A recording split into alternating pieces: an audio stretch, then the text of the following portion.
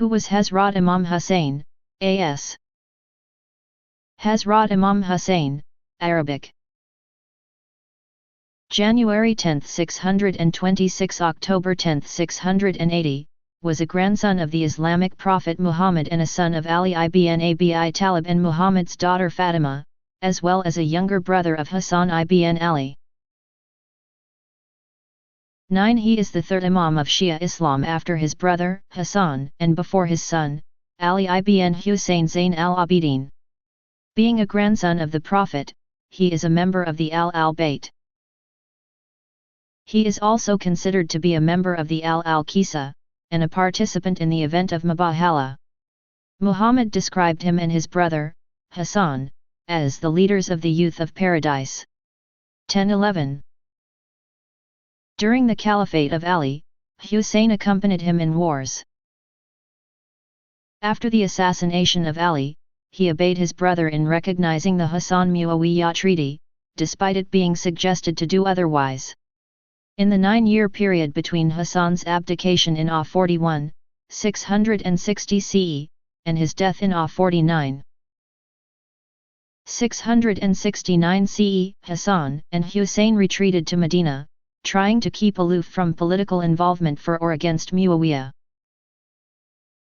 1213 After the death of Hassan, when Iraqis turned to Hussein, concerning an uprising, Hussein instructed them to wait as long as Muawiyah was alive due to Hassan's peace treaty with him. 12 Prior to his death, Muawiyah appointed his son Yazid as his successor, contrary to the Hassan-Muawiyah treaty. 11 When Muawiyah died in 680, Yazid demanded that Hussein pledge allegiance to him. Hussein refused to do so. As a consequence, he left Medina, his hometown, to take refuge in Mecca in AH 60, 679 CE. 1114 There, the people of Kufa sent letters to him, invited him to Kufa and asked him to be their imam and pledged their allegiance to him. 11 On Hussein's way to Kufa with a retinue of about 72 men, his caravan was intercepted by a 1,000 strong army of the Caliph at some distance from Kufa. He was forced to head north and encamp in the plain of Karbala on October 2, where a larger Umayyad army of 4,000 arrived soon afterwards. Negotiations failed after the Umayyad governor Ubayd Allah ibn Ziyad refused Hussein safe passage without submitting to his authority, a condition declined by Hussein. Battle ensued on October 10 during which Hussein was martyred along with most of his relatives and companions, while his surviving family members were taken prisoner. The battle was followed by the second fitna, during which the Iraqis organized two separate campaigns to avenge the martyrdom of Hussein, the first one by the Tawaban and the other one by Mukhtar al-Thaqafi and his supporters. The Battle of Karbala galvanized the development of the pro-Alid party, Shiat Ali, into a unique religious sect with its own rituals and collective memory. It has a central place in the Shia history, tradition, and theology, and has frequently been recounted in Shia literature. For the Shia, Hussein's suffering and martyrdom became a symbol of sacrifice in the struggle for right against wrong, and for justice and truth against injustice and falsehood. It also provides the members of the Shia faith with a catalogue of heroic norms. The battle is commemorated during an annual 10-day period during the Islamic month of Muharram by many Muslims, especially Shia, culminating on 10th day of the month, known as the Day of Ashura. On this day, Shia Muslims mourn, hold public processions, organize religious gathering, beat their chests and in some cases self-flagellate. Sunni Muslims likewise regard the incident as a historical tragedy.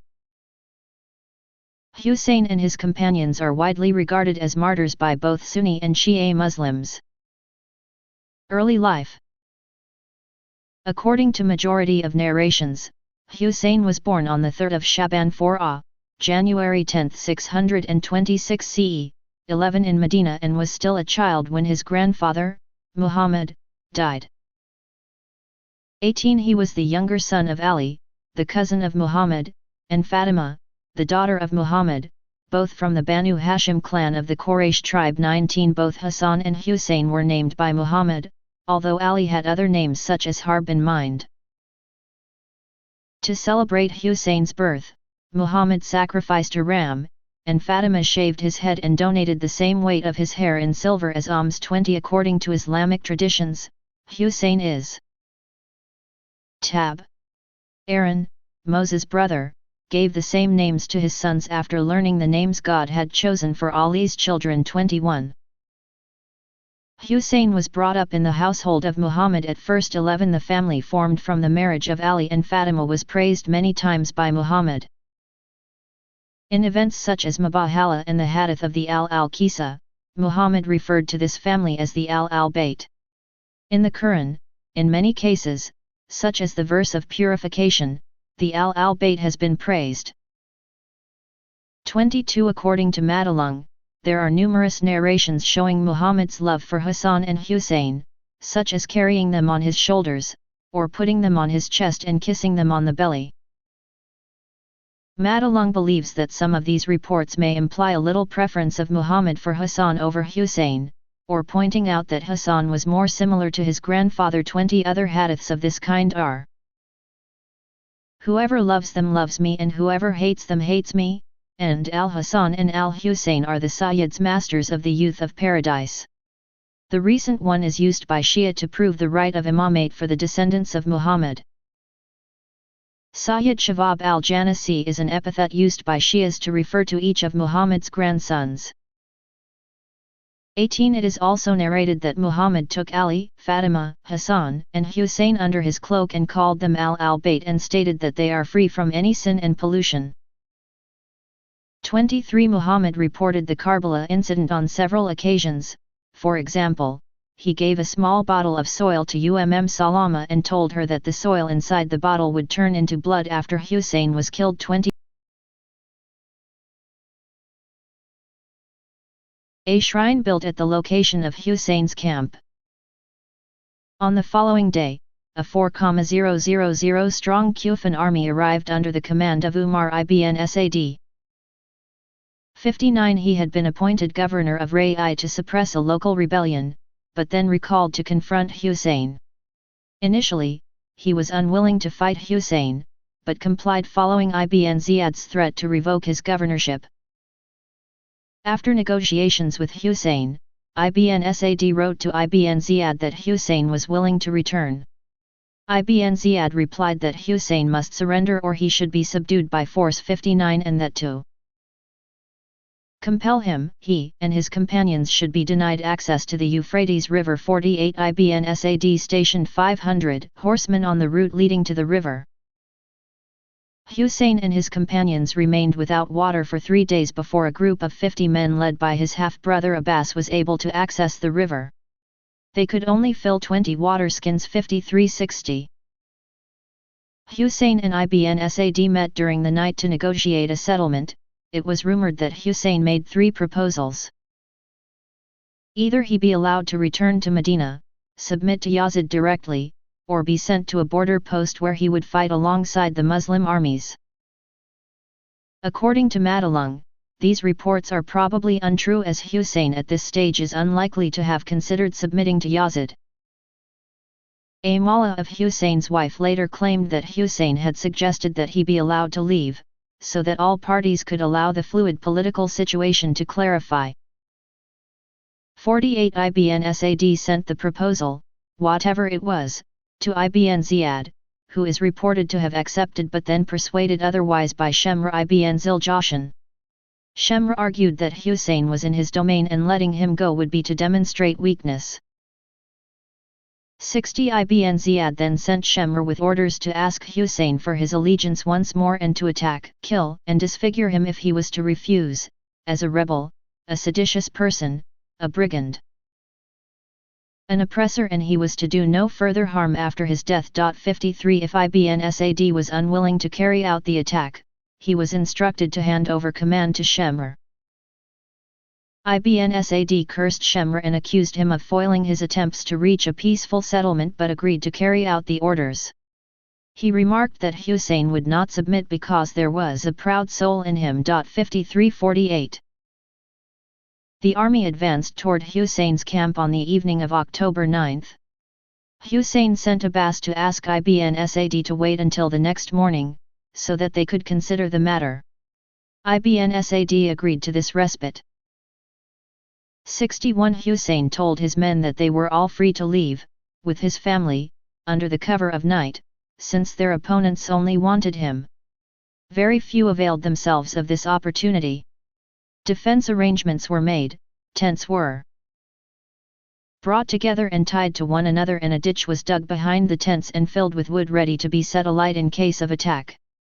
Hussein and his followers then spent the rest of the night praying. 6248. During the Battle of Karbala, the Umayyad soldiers hesitated to initiate a direct attack on Hussein. However, he was struck in the mouth by an arrow as he went to the river to drink.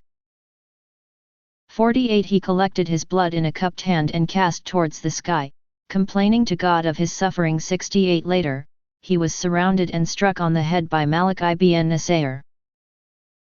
The blow cut through his hooded cloak, which Hussein removed while cursing his attacker. He put a cap on his head and wrapped a turban around it to staunch the bleeding. Ibn Nasir seized the bloodied cloak and retreated. 68-69.